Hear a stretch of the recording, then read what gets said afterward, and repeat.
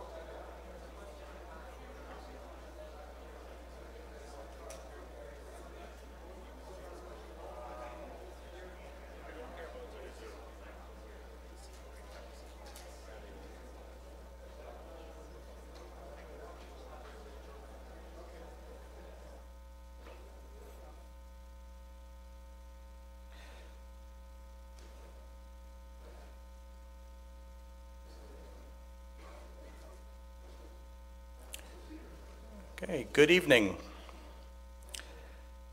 My name is Greg Marcos, and on behalf of the Canadian Middle Eastern Christian Congress, or CMEC, I would like to welcome you. We're all here to meet the leader of the Conservative Party of Canada, the Honourable Andrew Scheer. We appreciate the leader coming here to connect with us. The Canadian Middle Eastern Christian Congress is a Canadian organization that advocates on behalf of Canadian Christians with a Middle Eastern background. We're a group of lay people from different denominations whose goal is to improve the lives of those not just from our community, but to improve the lives of all Canadians.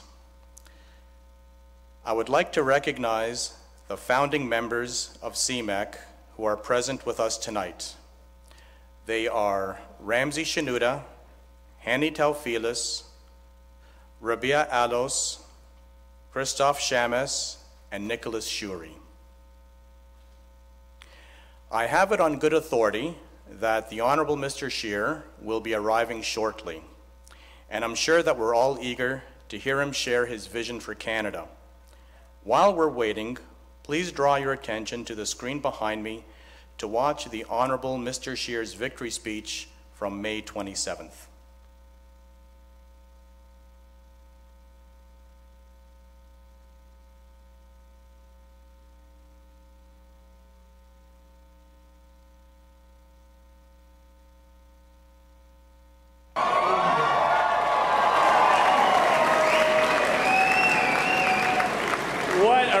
This has been. This makes a 78-day campaign look like a walk in the park.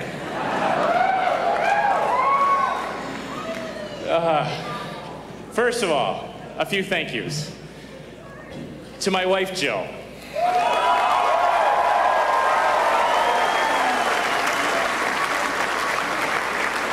I mean, there aren't enough words to describe the support that she has given me, the sacrifices I've asked her to make, and the fact that she stood by my side this entire time is the greatest honor I've ever had in my life.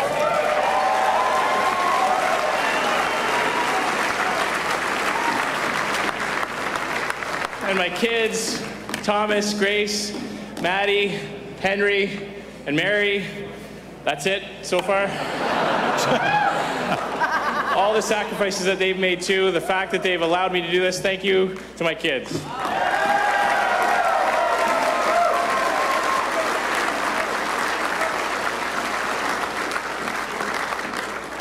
To my amazing campaign, my supporters and volunteers, thank you.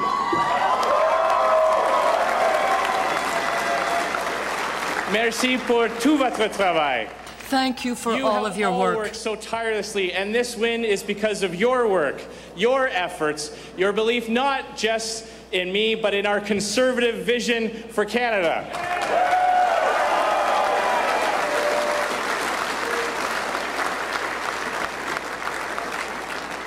And to my campaign team, you did an extraordinary job, and it's thanks to you that this victory was possible. Thank you very much.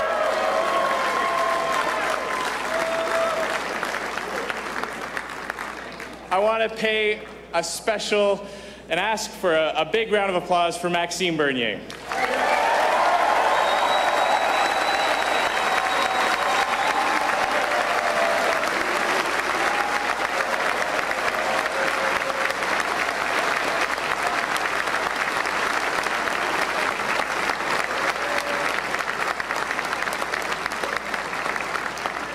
A great campaign, a campaign of ideas that he believes in very fervently and has helped grow this movement. And to all my fellow candidates, you know, these past many months have seen us crisscross the entire country, making our pitches to Canadians. It has meant time away from your families and your everyday lives. What a sacrifice this has been for all of you. I respect each and every one of you. I thank you for what you've done for the party. We have all grown because of your hard work.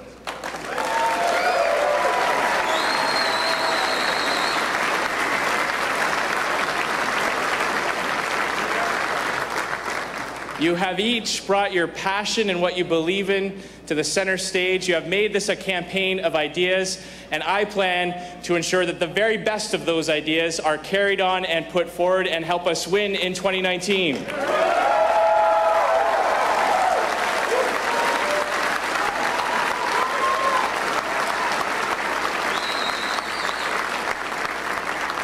Now, to Rana Ambrose.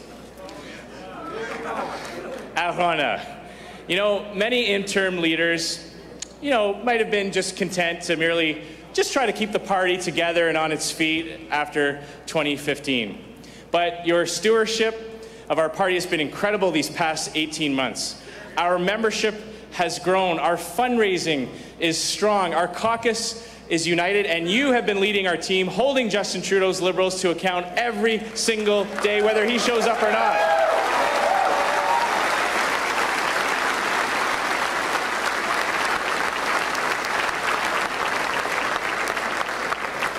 Notre membership a augmenté. Notre financement est en bonne santé. Our membership has gone up, our finances are sound, our caucus is united, and you have led our team and forced Justin Trudeau to be accountable every day. To our party and to Canada. Merci pour ton leadership et pour ton service. Thank you for your leadership and your service to the party and to your country.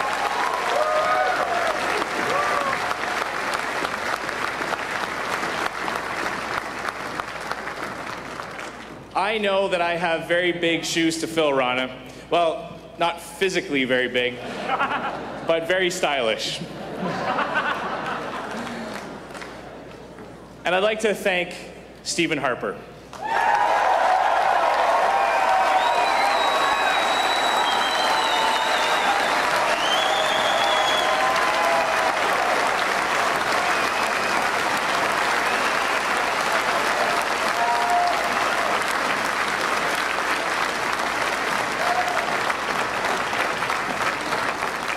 The first leader of this united and dynamic Conservative Party. A man whose leadership I enjoyed working under, and a man who will always stand tall in the Conservative movement.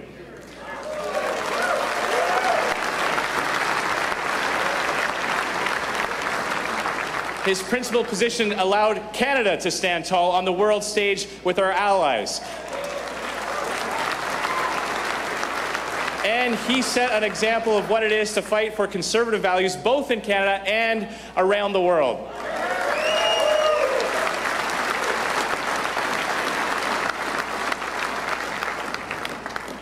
And to my extended family, my dad is here with me tonight.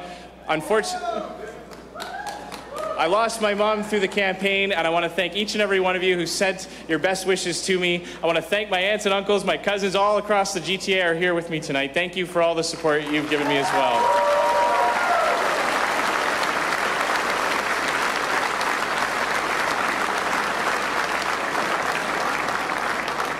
Maintenant, aujourd'hui, and now, today, the work begins. We know that conservative solutions are the best responses to the issues which we are confronted with. In the next months, we will have to communicate those conservative values to a greater number of Canadians. The next Conservative government will always be looking for new ways to make life more affordable by cutting your taxes, making it easier for the private sector to create jobs.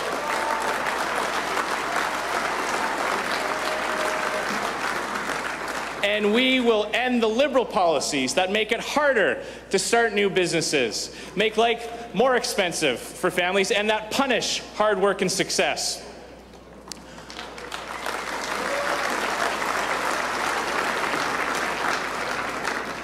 During the campaign, I was able to visit a number of regions right across the country, including Quebec, whether it was Warwick, in Saint-Hyacinthe, or Montreal, or even Quebec City. I was able to see that my friend Denis Lebel was right. Quebecers are more conservative than one may think.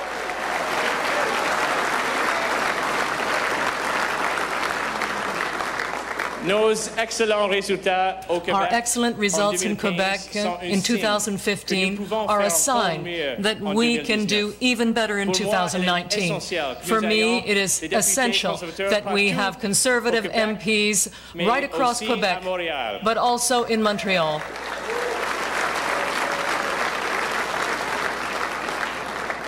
I want to thank Denis for his excellent work. Thanks to him, we can rely on an extraordinary Quebec team. And unlike Justin Trudeau, we will look after Quebec.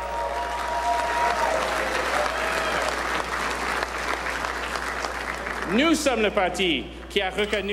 are the party that recognized Quebec as a nation, and we will always work in the interests of Quebec. We are the party of the regions. We will defend our forest workers and agricultural workers tirelessly. Conservatives have and always will be the party of prosperity, not envy.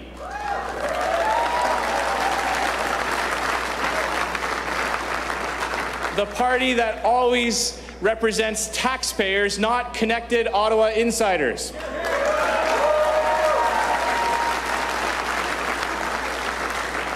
And we are the party that believes that there is more to society than just government.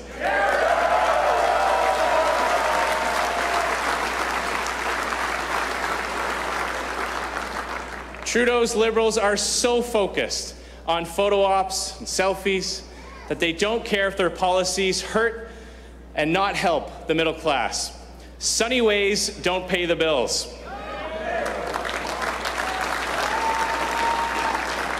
And given what's gone on in Ottawa, I think that forecast for sunny ways was like so many other weather forecasts that we've seen. But I guess it's always sunny in the Caribbean.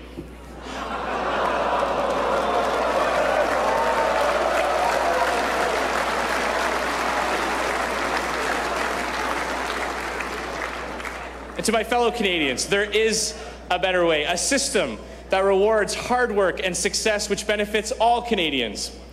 As Prime Minister, I will focus on results with Conservative policies that create prosperity and provide opportunities for every single Canadian.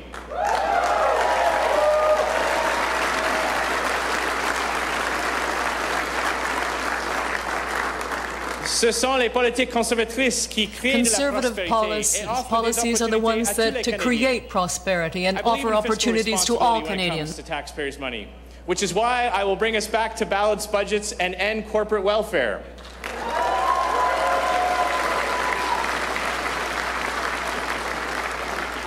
We have to get a grip on this out-of-control spending. It's not fair to future generations of Canadians.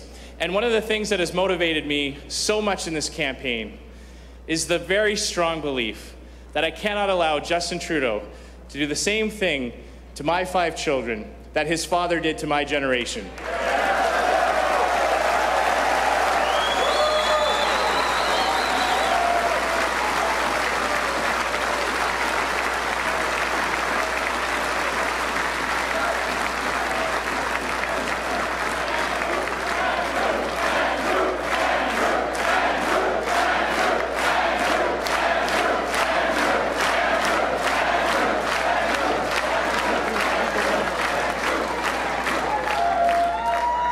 and there's going to be so much work to do. The Liberal carbon tax is nothing more than a cash grab. I will repeal it.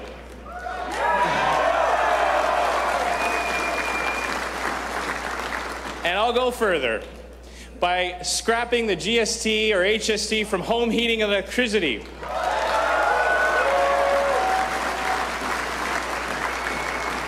Because only a Liberal would think that in Canada, heating your home in the winter is a luxury. I will cancel the carbon tax and eliminate GST on energy bills, because only a Liberal could think that in Canada it is a luxury to be able to heat your house during winter. And I will always defend the right of any province which does not want to impose Justin Trudeau's job-killing carbon tax on its people.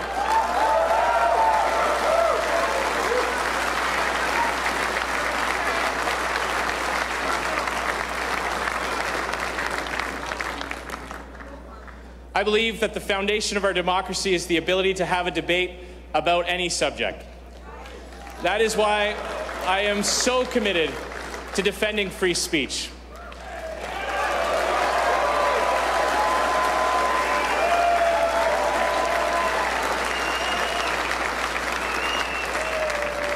I will withhold federal grants from universities that shut down debate and can't stand different points of view.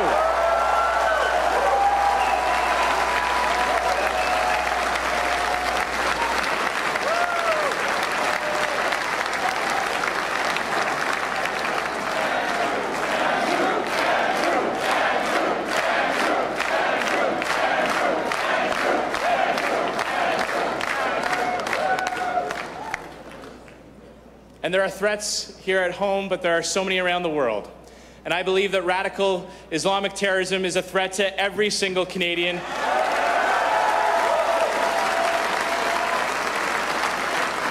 Which is why I will recommit our Air Force to the fight against ISIS.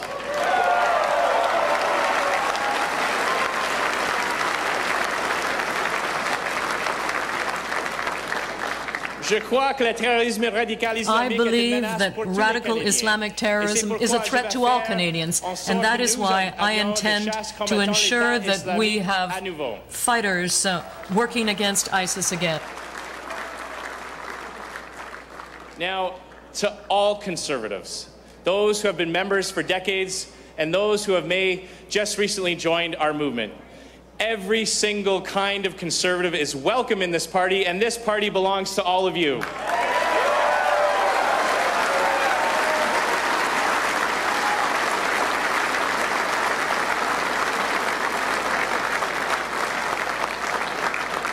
We all know what it looks like when Conservatives are divided. We will not let that happen again. We win when we are united. Throughout this campaign, all the leadership candidates, and I have so much respect for each and every one of them, all the leadership candidates working independently grew this party to the biggest it's ever been in history.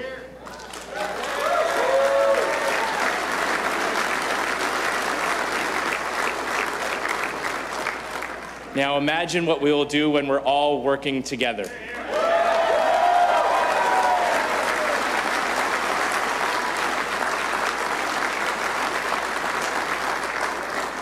We can't afford another 4 years of Justin Trudeau. Can't afford 4 more years of Justin Trudeau.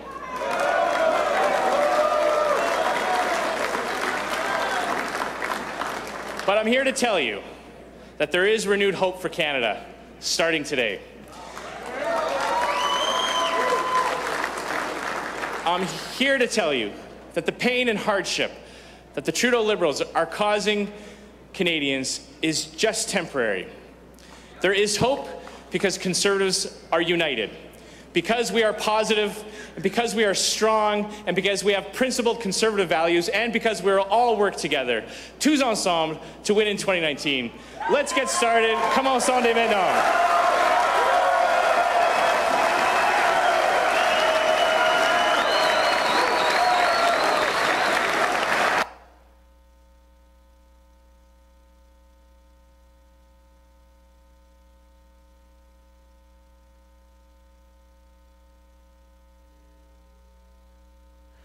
Well, I don't know about you, but I found that victory speech very inspiring.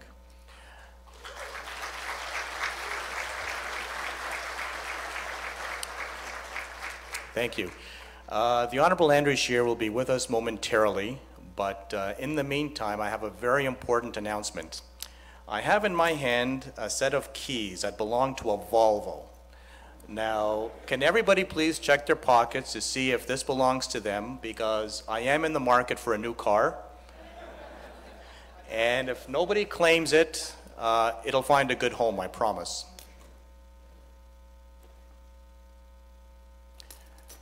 I wish I had a gavel. Going once, going twice. 3 cars? Yes. You don't need all 3. I'll take 1 and you can take 2. You can have them all. You can, oh, no.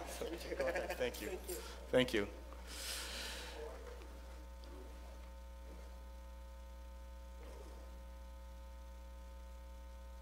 Well, you can't win them all. Thank you. Welcome.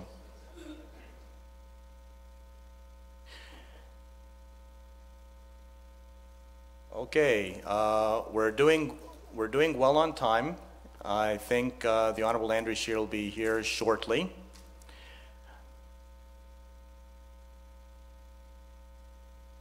Okay.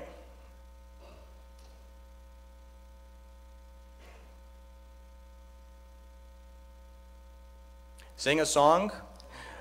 Believe me, nobody wants to hear that. We'll all be singing shortly the Canadian National Anthem, and my hope is that everyone's voice will drown mine out, so that would be okay. Yeah.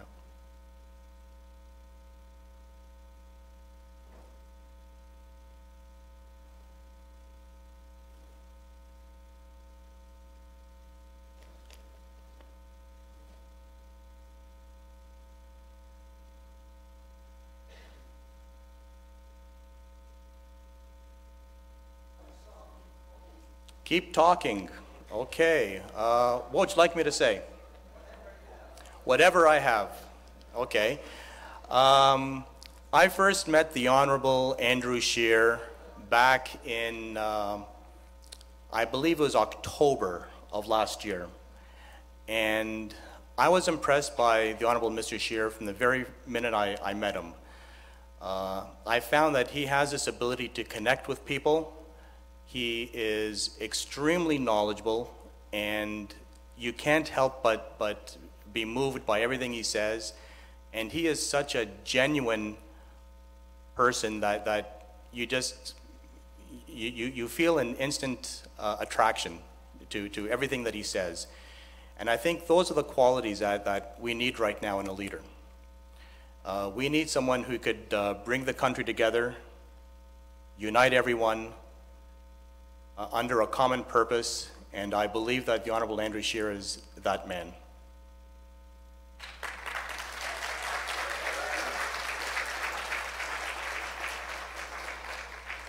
Is my voice not carrying?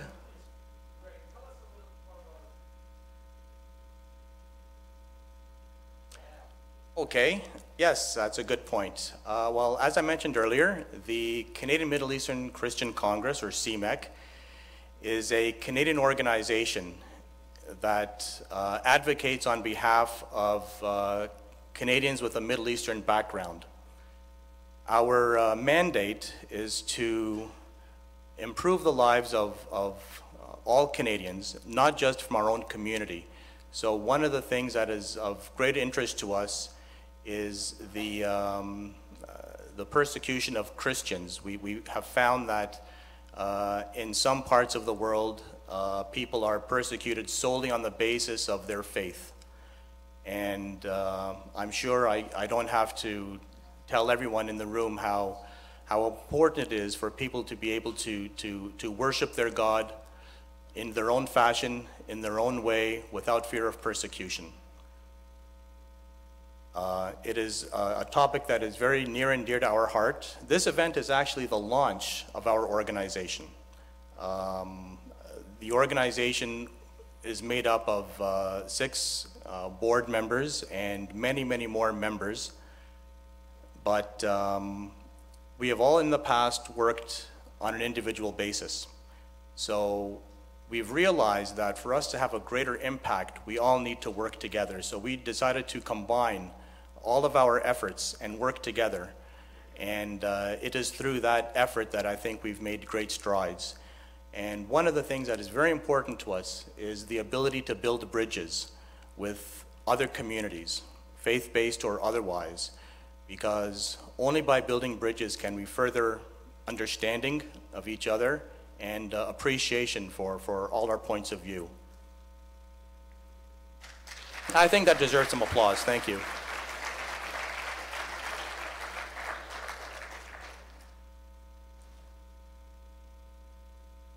Okay, so I'm going to keep stalling for time. Good things come to those who wait. So I think the longer you wait, the more pleased you're going to be that I'm away from the podium and you'll get to hear from the Honorable Andrew Scheer directly.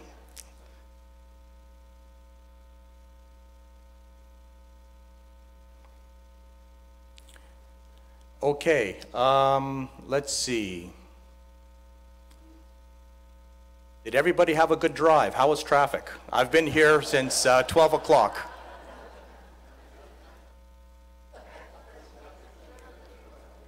Traffic okay? No? How many people came from Mississauga? Okay, how many people came from the north end of the city? Aurora, Newmarket? Stouffville, welcome, thank you. Niagara, now that is a commute. Thank you for joining us.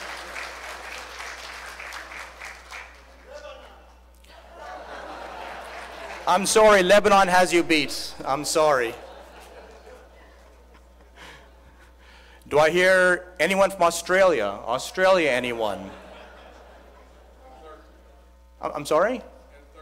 Antarctica, okay. I'm sorry? Markham, okay, well no, that's okay, you're cheating. That's, that doesn't count. That was, by the way, Charles Zhang, the PC candidate for Ontario. Yeah. I have it on good authority that Mr. Zhang spends most of his time in Markham trying to get to know his constituents, and he's doing a wonderful job.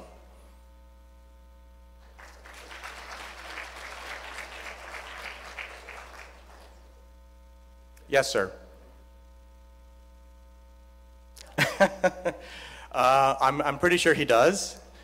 That is Nicholas Shuri, by the way, one of our founding members of CMEC, who's trying to help me out here while I'm stalling.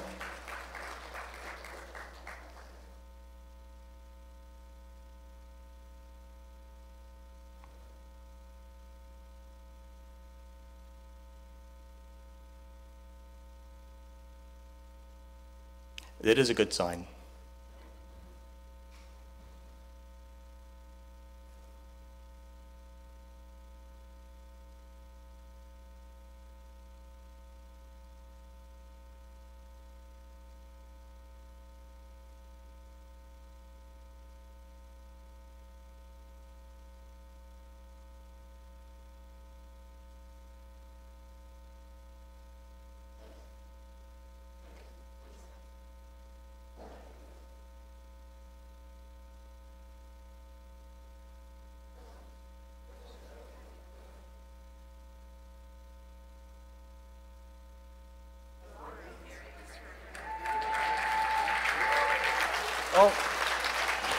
Please welcome the Honourable Mr. Andrew Scheer, Leader of the Conservative Party of Canada.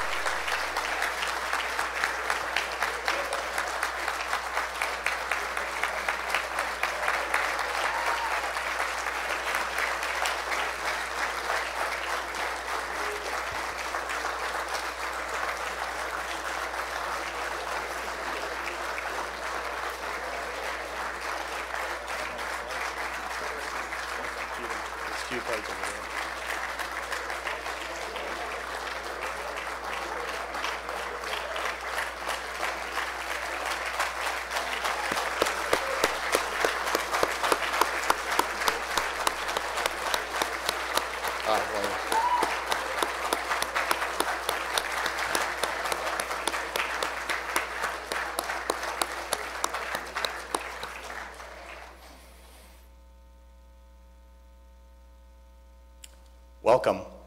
Please. No, I'm sorry, I was just going to say, please rise for the singing of the national anthem.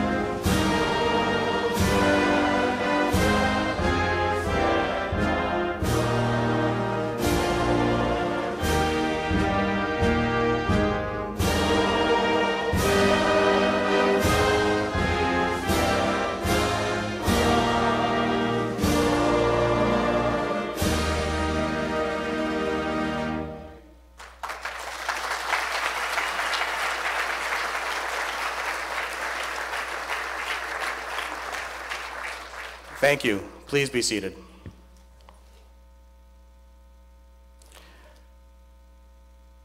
Welcome, Honorable Andrew Scheer.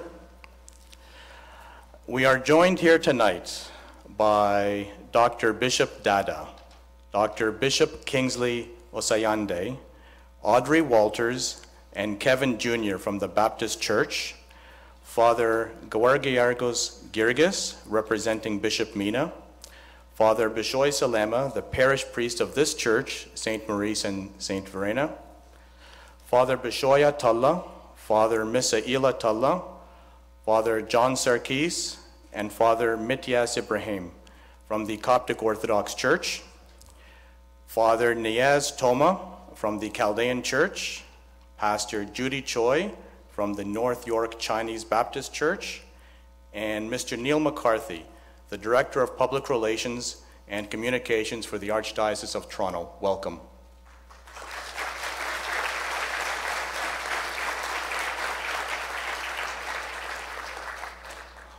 Also with us is Bob Soroya, Member of Parliament for Markham Unionville, the Honorable Lisa Raitt, the Honorable Julian Fantino, and former members of Parliament Kostas Menagakas, C.S. Leung, Lois Brown, John Carmichael, and Joe Daniel, and Senator Asha Seth.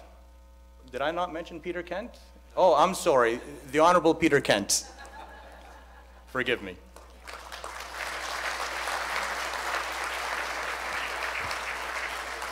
And also with us tonight is Ontario PC candidate Ms. Daisy Way.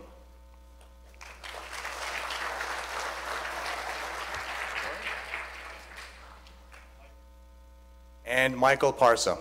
Hello, Michael. How are you? At this point, let's all congratulate the Honorable Andrew Scheer for being the new leader of the Conservative Party of Canada.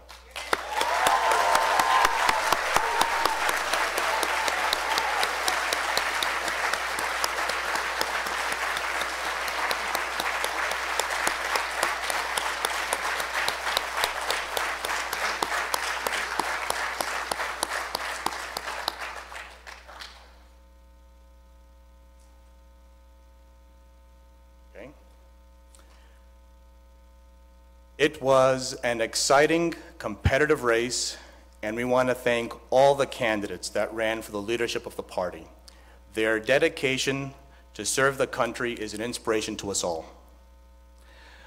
We have with us tonight one of the leadership candidates, the Honorable Lisa Raitt. Please give her a big round of applause.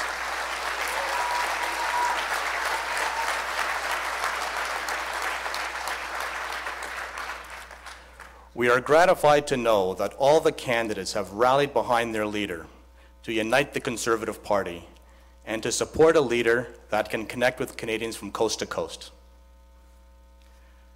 On May 28th, the morning after winning the exhausting leadership race, the Honourable Andrew Scheer, as his first official visit anywhere as leader of the opposition, visited the Chaldean Catholic Cathedral in Toronto. The Chaldean Catholic Church has faced severe persecution in the Middle East for years. The leader's visit demonstrated his commitment to freedom of religion, and for that we are extremely grateful.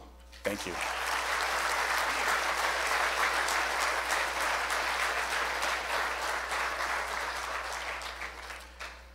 Let me take this opportunity to thank Bob Soroya, the Member of Parliament for Markham Unionville.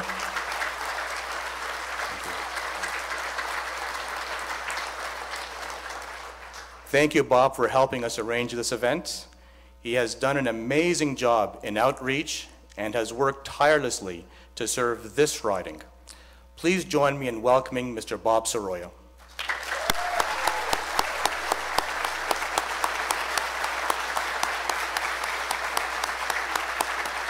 Please come up, Bob.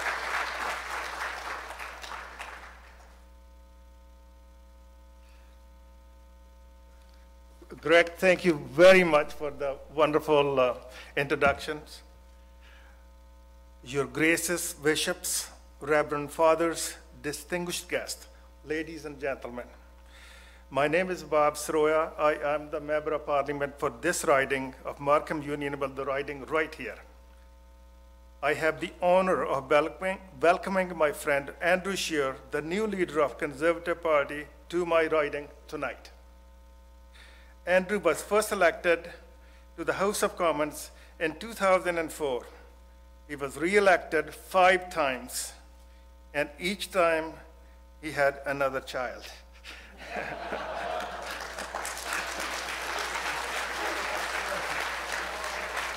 Where is Ramsey here?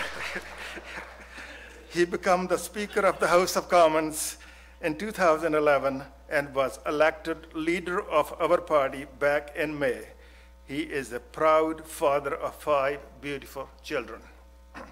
As a father, parliamentarian, and a leader, Andrew knows that Canadian families want lower taxes and safe streets. Our Conservative team is working hard to show Canadians that our party can make life better for all Canadians. Andrew and our Conservative team work hard every day in Ottawa to hold the Liberals to account, and our efforts are working. I am proud to be a member of Andrew's team. Andrew, thank you for coming to my riding, and welcome to the GTA.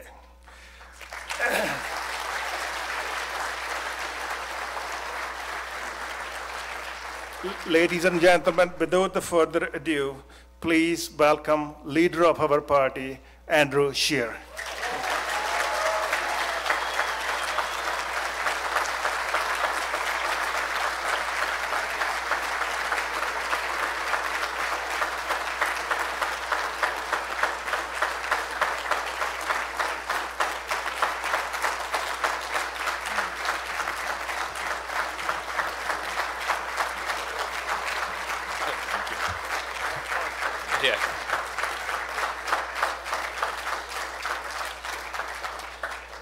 Well, thank you very much for that very warm welcome. It's great to be back in the GTA. When I first walked in the room and I saw Lisa there, I had a flashback to all the leadership debates that we had. I'm going to change my stump speech up a little bit just because my colleagues have probably grown so tired of hearing it. But great to see you here, Lisa and Peter and Bob, my colleagues, former MPs as well, Costas and Joe. I heard C.S. Young was here. Thanks so much for being here as well. And as many of you may remember, I had the distinct pleasure of visiting many of your communities throughout the leadership campaign. And one of the things that I was struck by was, despite the differences in faith, in worship, in liturgy, despite the differences in background and language, where people have come from, and the reasons why you've had to leave where you were from to come to Canada, there is so much that we all share in common. And that, I think, is what the Conservative Party is all about. It's bringing together people of different backgrounds, different faiths, different ethnicities, but who all share a fundamental belief in common values. And that is something that I will definitely take with me over the course of the next few months. You may have heard a lot of different things throughout the leadership campaign. One of the things that you probably heard a lot of was criticism, mostly from the media and our political opponents, who were criticizing the fact that there were so many people running for the leadership. I think at one point we had as many as 16 candidates, if you count those that dropped off before the vote itself. And we saw a lot of articles about how it was difficult for debates because candidates didn't have enough time. There are some practical reasons why the media like to focus on that downside of things. But I like to point out that by the end of the campaign, we had 13 dynamic individuals who are all going out and articulating their vision of what the Conservative Party should focus on, articulating their vision of what Canada should look like in the next 2 years going into the next election. And all the while, these 13 hardworking individuals went out and reached a different group of the Canadian people and brought new Canadians into our party. And we grew our party from around 80,000 members to just over 265,000 members.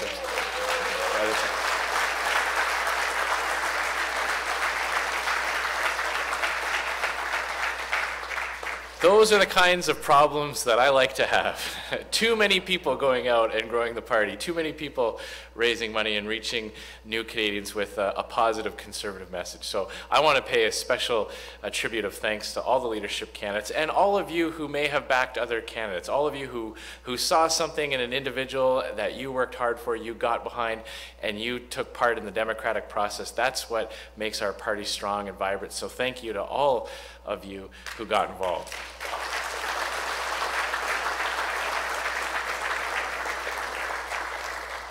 So tonight, I believe the main topic tonight is on religious freedom and the challenges facing people all over the world who find themselves in a minority position being part of a faith group in a particular country. I think it's fitting that we're having this meeting at a Coptic church, and I want to thank our hosts in the Coptic community for allowing us to do this here tonight, because, of course, the Christian church in Egypt was founded on people fleeing religious persecution, wasn't it? The flight into Egypt was all about having to leave because of faith, because of religion, the persecution that the Holy Family was facing under Herod. That is the genesis of the Christian community in Egypt, and of course we welcome them in Canada, and we stand in solidarity with our Coptic brothers and sisters who face persecution and loss of life at home just simply for believing in what they believe in and fighting for what they believe in. So thank you very much for hosting us this evening.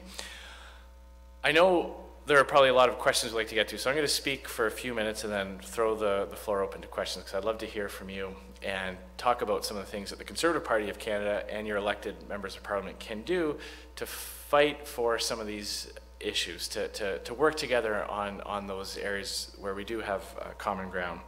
And another thing I learned during the leadership campaign was how many people are conservative but may not realize that. And I'm sure you all know people in your communities who don't like the idea that the government is borrowing money from my kids and your kids to pay for their spending today.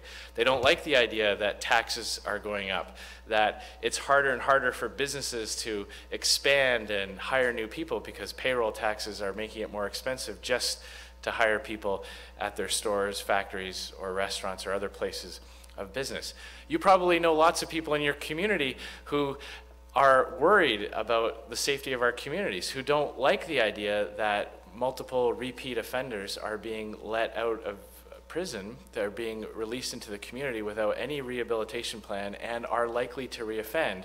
And the answer that many police forces and levels of government are left with is simply warning you that there are dangerous people in your community, and you know, stay alert and be safe because these people are. You probably know a lot of people that aren't happy and are not satisfied with that situation. You're probably aware of a lot of people who criticize foreign policy that has lost its way, that think back to when we had a conservative government with a strong, principled foreign policy that was all about standing up for what was right around the world, regardless of where the criticism came from, not worried about public opinion at the United Nations or other international conferences, but always had foreign policies anchored in principle. You probably know lots of people that share all of those views, but yet may vote Liberal. And they may vote Liberal just because of tradition or who was in power when their family first came to Canada.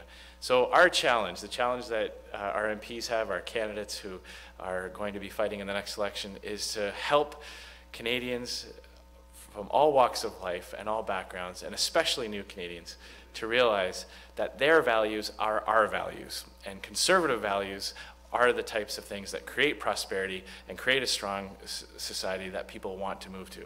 So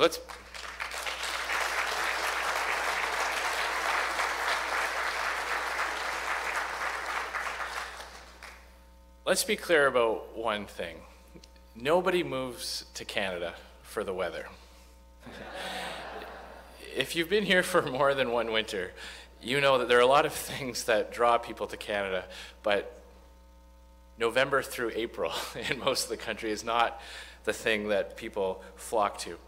People come to this country because of the opportunities that they're able to enjoy, the possibility of prosperity for their family. And fundamentally, one of the most important reasons is because you know that when you come to Canada, you can preserve the very essence of what you are all about and what your family is all about, your faith and your beliefs. You're able to bring that with you, live them every day, and articulate them. That is a key component of Canadian society. That's why people come here. That is a luxury that does not exist around the world. And one of the things I was most proud of the previous Conservative government, I know Peter has worked a lot on that, is when we opened up the Office of Religious Freedom, when we made that a meaningful role with an ambassador with a mandate to go out and visit these countries and make inroads in these communities, and help inform government strategy here and government policy here to make sure that Canada can be doing more around the world to fight for those communities. That was one of the most proudest moments I had as a Conservative, because it transcended just economics and taxes and deficits. Those things can come and go.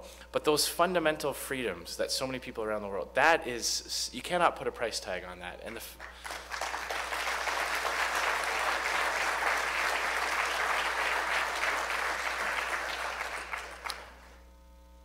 And when you look at what the Liberals have done, they are turning their back on all those great accomplishments. Not only have they reduced the role and function of that office and the person who holds that office, but from every aspect of foreign affairs and dealing with crises around the world, it's so clear that religious freedom has become an afterthought. For example, when it comes to welcoming refugees from around the world, and Greg pointed out that my first visit as leader of the party was the next morning at the Chaldean Catholic community. That is a Catholic community that is primarily made up of refugees. That is people who have come to Canada because they had to flee where they were from, specifically and solely because of their faith. The way the Liberals have changed the refugee sponsorship program, they have drastically reduced the number of private sponsorships. Now, we all know in this room, anyone who has had anything to do with a family or an individual who have come to Canada from Syria, from Iraq, from anywhere around the world, you know that when a candidate is sponsored by a community, by a church, a community center, another family, that there is support that goes along with that. And it does two things. It has a better integration rate, a better success rate for that refugee, and it actually captures some of the most vulnerable in the places where persecution is happening. For example, in Syria, it's very dangerous for members of religious minorities, whether they're Christian or Yazidi, just to be in the camps. They face persecution even in the camps. So they often don't go in the camps where they would be captured by the refugee program. And the Liberals have refused to have a comprehensive plan to make sure that we're reaching the most vulnerable when it comes to welcoming refugees from around the world. We had to fight day in and day out for the Liberals to even acknowledge that what's going on in that area is a genocide. They refused to recognize that. We had day after day after day of questions, and they dragged their feet before they would even denounce what was happening as a genocide, because they were too worried about whether or not people at the UN would okay that we had come to that determination. We had to force them to have a strategy to deal with Yazidi women and girls. That was something that they, again, dragged their feet on. So in other words, they're great at the photo ops. They're great at making sure that they happen to be there at the airport when a family is welcomed, make sure that that picture gets on Instagram and Facebook and around the media, but they're not getting the fundamentals right. And I think it's because they just don't share our deep commitment to ensuring that religious minorities are protected around the world. There are many issues that touch on this here at home. I know there's a lot of conversations going along at different levels of government. But I believe that at the federal level, it's very important that you have a government that understands that the rights of individuals to have religious views, to have views based on their personal conviction and conscience, regardless of what that background is, that has to be considered in the mix. And that all starts, I believe, with freedom of speech. And when you look at how the left in this country has become so intolerant in the name of tolerance, we find ourselves often being afraid to speak out for the things we believe in because we'll be labeled with hateful labels and we get shut down.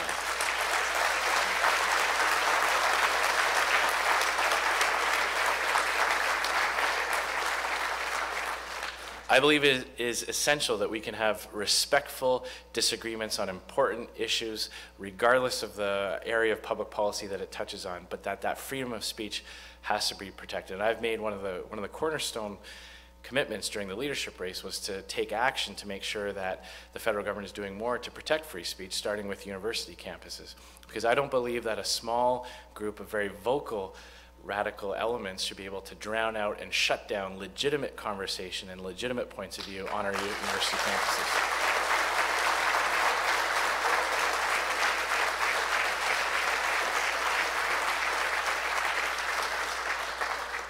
We've had a lot of social issues that come up in the House of Commons, and there are a lot of people in our caucus that hold different points of view on those issues. It's the leader's job to make sure that we don't divide ourselves over some of those issues, that we allow for free and respectful debate and conversations, and that we recognize the rights of every member of Parliament. Unlike other parties, we don't tell people what they have to believe in to run as a Conservative or to be a Conservative MP.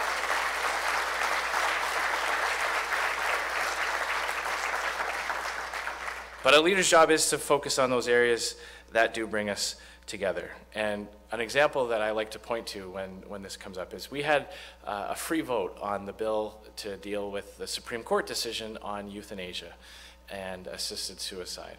That was something that our leader at the time, Ron Ambrose, made very clear this would be a free vote. The members could vote their conscience or their constituents, and that was upheld in our party constitution, that on those important areas that members would have that right. But regardless of how our members voted on the final bill, one thing that brought all Conservatives together within our caucus, and I believe across the movement, was the recognition that the rights, the conscience rights of individuals have to be protected as well. And whether that means medical practitioners not being forced into performing or assisting these types of procedures, or institutions who may find that those types of procedures violate their core mandate. Conservatives recognize that you can have both a free and tolerant society while protecting the rights of individuals to have their faith and their conscience protected. That's something that we will always fight for as well.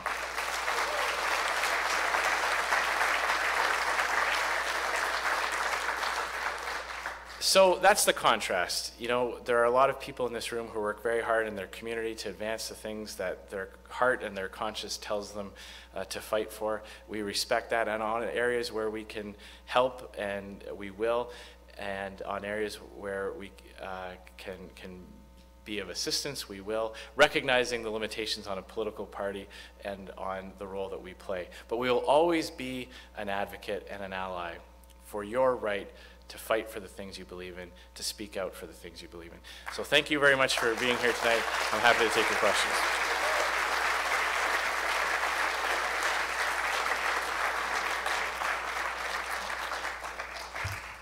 Thank you very much, Mr. Andrew Scheer.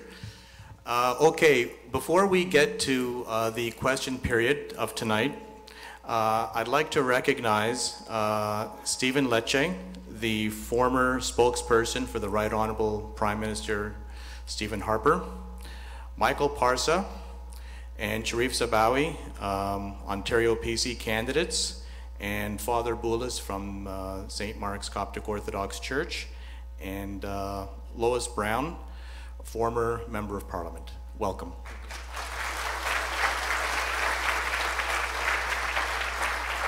Okay, we have time for a couple of questions.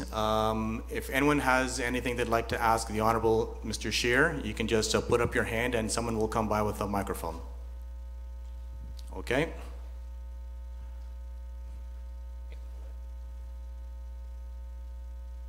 Actually, if you just come to the side here, it's easier. First and foremost, thank you, Honorable Scheer, for coming out to visit us. It's really a joy and a pleasure when we have political leaders who are engaged in, you know, personally coming to see and to speak to people. Also, please forgive me because my question is a bit long, but it is important, and I believe as Canadians, questions like these deserve time. So, my family and I were welcomed to Canada more than 15 years ago and obtained refuge in a liberal, modern, and secular society and put the ugliness of genocidal religious hate and associated tribalism behind us, or so we thought. Alas, many of the realities that we escaped from are becoming increasingly prevalent here due to a suicidal immigration policy that is blind to realities that are as clear as the existence of gravity. All religious and cultural values are not equal to one another. All cultures and religions are not equally tolerant of Jews, of women, of Christians, and of the freedoms that define Canada's national character, including freedom of speech, freedom of conscience, and freedom of thought. Most Canadians are decent, open-minded, and hospitable people. As such, they view multicultural diversity as part of our rich Canadian ethos. It is certainly true that we are enriched by culinary, linguistic, and folkloric diversity. However, Canada is not enriched by ideologies that despise Jews, women's rights, Christians, and foundational freedoms. We don't benefit by condoning ideologies that promote the tolerance of Jews and ideologies that preach the extermination of Jews. We don't benefit from Canadians who believe that religion should be a private affair and those who wish to impose their religious beliefs on the rest of us, in due time, of course. The changes that are taking place in Canada are ominous. This is not of hyperbole. There is nothing honorable or just in tolerating ideas, beliefs, and attitudes that are antithetical to every foundational tenet that defines the greatness of our Canadian culture. Recently, the fundamental ideal of Western democracy, namely freedom of speech, is being threatened by a legislative motion, namely M103, that seeks to impede any criticism of an ideology that is incompatible and inconsistent with Canadian values. We as Canadians cannot claim that diversity is our strength, as our current leader often repeats, if we ignore the most important diversity of them all, the diversity of thought. A society can only engage in the free exchange of ideas, a staple of freedom, if and only if we are permitted to think differently. As Prime Minister, what measures will you take to ensure that Canadians will freely be able to express themselves and condemn such gruesome ideologies without being threatened and labeled as racist, Islamophobic bigots? Also, what contribution will you make to the battle of the ideas regarding this matter?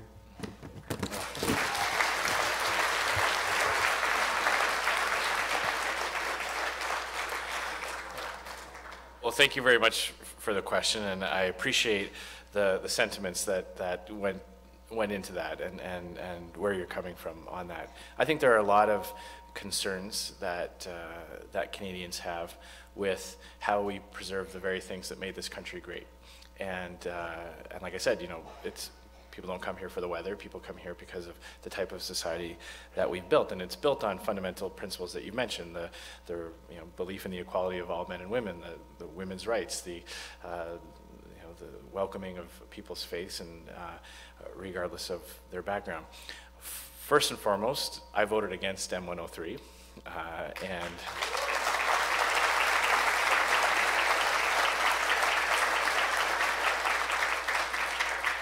I won't rehash all the reasons, but I think one of the things you touched on was what I see the Liberals doing more and more, and that is really trying to divide Canadians by playing that kind of identity politics. And I found that rather than unite Canadians around a particular issue, it actually created that type of division where all of a sudden people are saying, well, wait a minute, you know, what is Islamophobia? Because I think we could all agree in this room that the unjust discrimination of someone who happens to be of the Islamic faith is wrong and should be condemned, and I certainly condemn that, as do all my conservative colleagues. But that term has been used to denounce legitimate criticism of Islam and some of its interpretation today. I'm a Catholic, I'm Christian. My religion is subjected to all kinds of criticism, you know, from legitimate debating points on theology and philosophy to quite offensive and odious comments from everything from the Pope on down to the sacraments. I don't like it. When it happens on TV, I change the channel. I don't watch the show. But I don't believe that I should take away someone's right to challenge me on my faith or how I live my life. And so that's an important principle I think we have to share as well.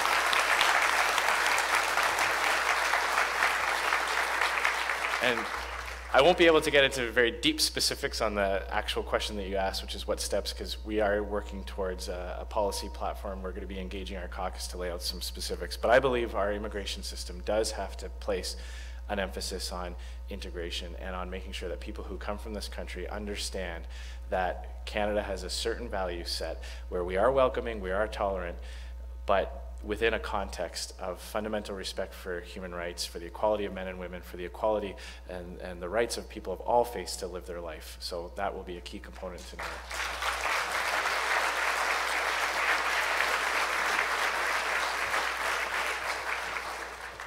There's a question that's coming until I get to the next person. There's many of the 71% of Canadians that did not feel satisfied with the Omar Carter payment. Oh.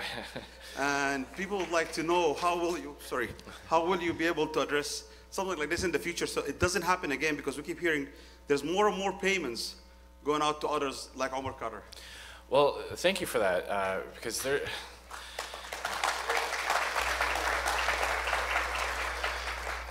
there's so much misinformation out there right now about the Omar Carter payments, and for those of my colleagues who sat in cabinet when the original Supreme Court decision came down, they may be able to give you more in-depth after the formal part is over. But let's be clear about a couple of things. The Supreme Court ruling applied to a very narrow set of interactions after Omar Carter had already been captured on the battlefield. You know, it wasn't like he was picked up 3 weeks later, 2 counties over.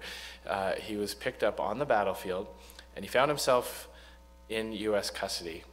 In that narrow interaction, Canadian officials went and participated in some aspects of the questioning. That is what the Supreme Court found violated his rights. The Conservative Party of Canada does not dispute the Supreme Court's finding. We accept the court's finding. We accept the principle that the Charter applies to all Canadians, regardless of whatever odious crimes they may be guilty of. The Supreme Court never prescribed a remedy to that finding. The only remedy suggested by the courts was a federal court who originally ruled that the federal Conservative government, in order to remedy the rights violation, must repatriate Omar Carter to finish out his sentence in Canada. Now, that was actually struck down by the Supreme Court, and the Supreme Court left it up to the government of the day to decide the remedy. And the word remedy is an important legal word. It's got a connotation behind it. It's not just like a medical term, you know, a remedy for something. And Lisa, you could probably explain this better. She's got a law degree. I'm kind of going, I'm doing okay. Just correct me when I go off the rails. The previous Conservative government acknowledged the Supreme Court's ruling, accepted its finding, and repatriated Omar Khadr. So he was able to serve out his sentence here in Canada. Now, the federal government does not have an obligation to repatriate criminals. There are many Canadians who find themselves in custody around the world because of crimes they've committed, and we don't extradite them, we don't repatriate them unless there are very specific concerns. You know, if they're in a country that we don't recognize the same basis of the rule of law, if they're facing cruel and unusual punishment, the death penalty, those are instances when the Canadian government could repatriate. So the repatriation was the remedy. In other words, whatever you read in the newspapers and the media, know this: the Conservative Party of Canada acknowledges and accepts the Supreme Court ruling. We believe very firmly that the Charter applies to every single Canadian, and that Omar Khadr has already been compensated. He was compensated when he was brought back to Canada. That is his compensation.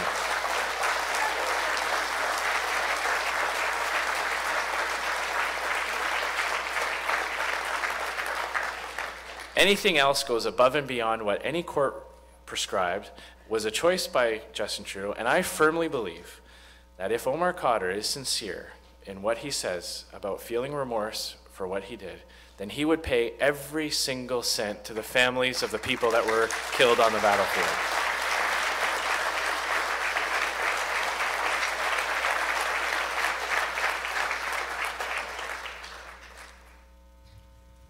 I actually has 2 points. One of them belongs to that issue, Omar Khadr.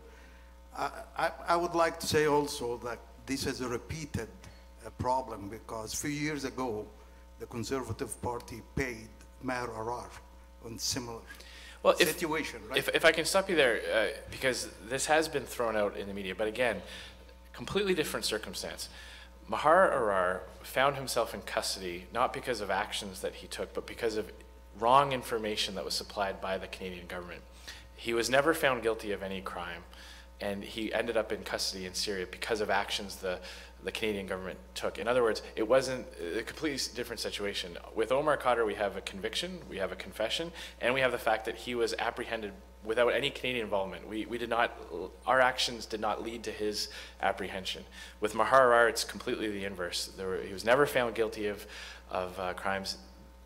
Canadian officials took steps and provided false information that led to his apprehension and ultimate mistreatment in Syria.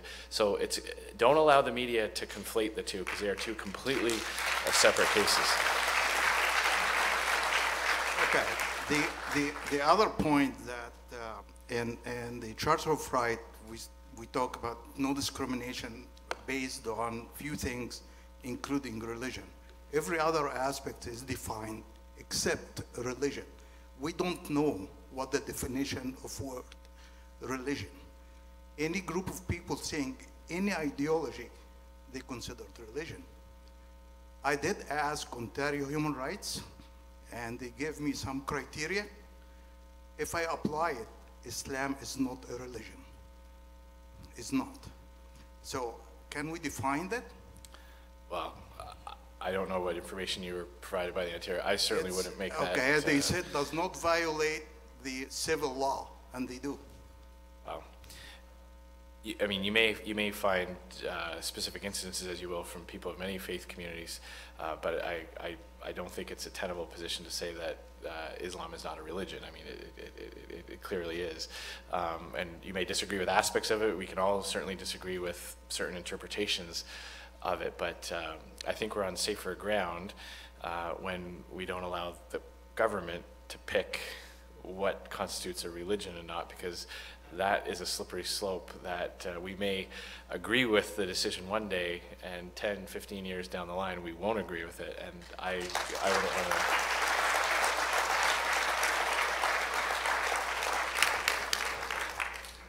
Hi, Andrew. As you know, I'm a strong supporter of yours.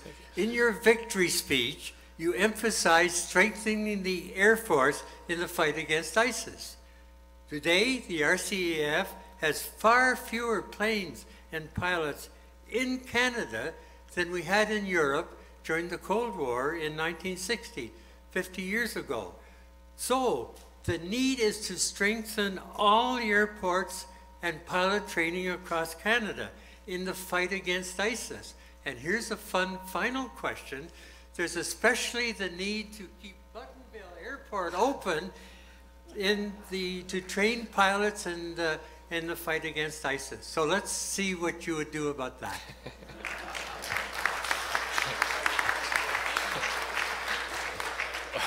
Well, I do remember chatting during the leadership race about the Buttonville Airport, and full marks on linking Buttonville Airport to the fight to protect religious freedoms around the world.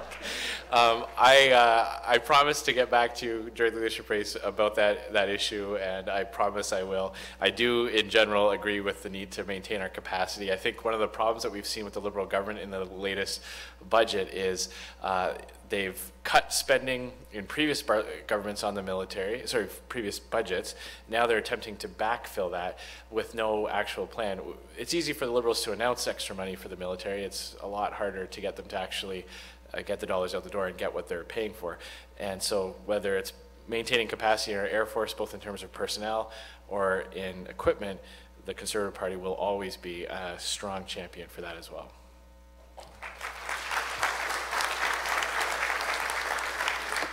I understand there's too many questions, but this will be the last one because with time restraint, we will have more events, guys, and you can have more questions. Also, if you have any questions, you can write them. There's the staff from Andrew around. You can pass that to them. They can take all your questions, and he will reply to them later. So we'll just take the last question for now. And if you have any more questions, please write them, and Andrew will address them at future events, or he can reply privately. Thank you. Good evening, Andrew. We see a growing problem in our society where human rights tribunals are used as tools for Islamic use of providing the Sharia law. Just here in Ontario, in Toronto area, we've seen now 4 cases where Sharia law is applied through the human rights tribunals. Are you able to deal with this problem? Because we live under Canadian law, not under Sharia. What is your response?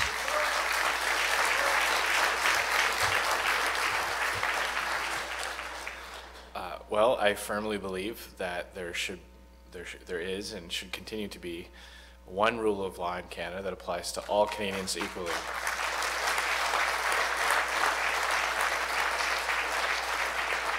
I mean, with deference to our friends in Quebec who have a civil code, but that goes back to our founding framework. It's important. There are many human rights decisions by tribunals at both the provincial and federal level that I think go beyond where the intent was. You know, when you start to see some of the decisions that are acknowledging, you know, new rights all the time for people, but then don't acknowledge and recognize fundamental rights like freedom of conscience, like the rights of parents to be the first educator for their children, those types of things, then there's an imbalance that needs to be looked at. But first, you know, very simply to answer your question, yes, one rule of law, all Canadians treated equally, applies from coast to coast, all walks of life.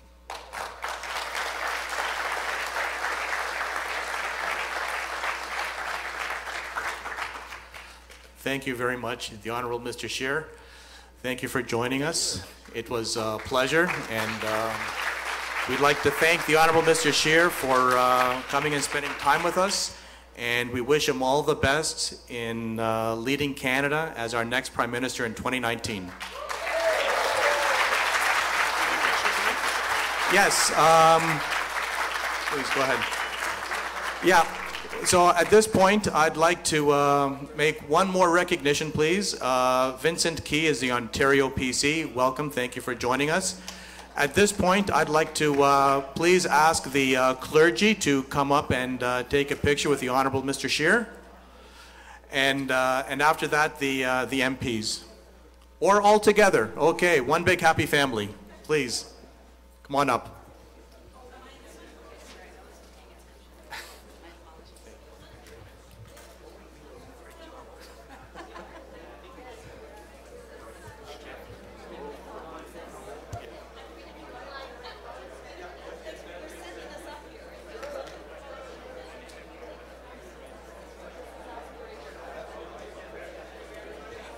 Guys, can you please, I ask everybody, if you would like to take a picture with Andrew, just form a line from that side. Yeah, okay. Yeah. So can just everybody, no, just behind the line, please. Yes.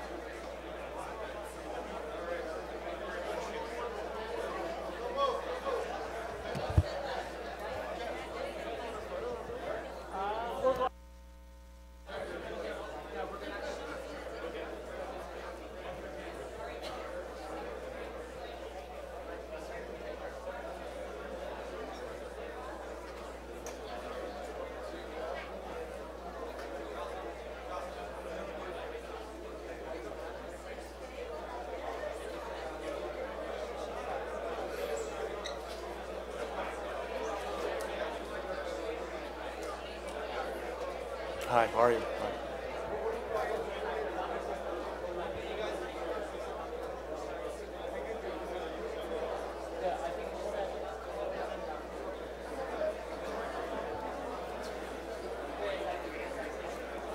Is that okay if we do the camera? Do you want me to take it for you? Got it? Okay. Okay.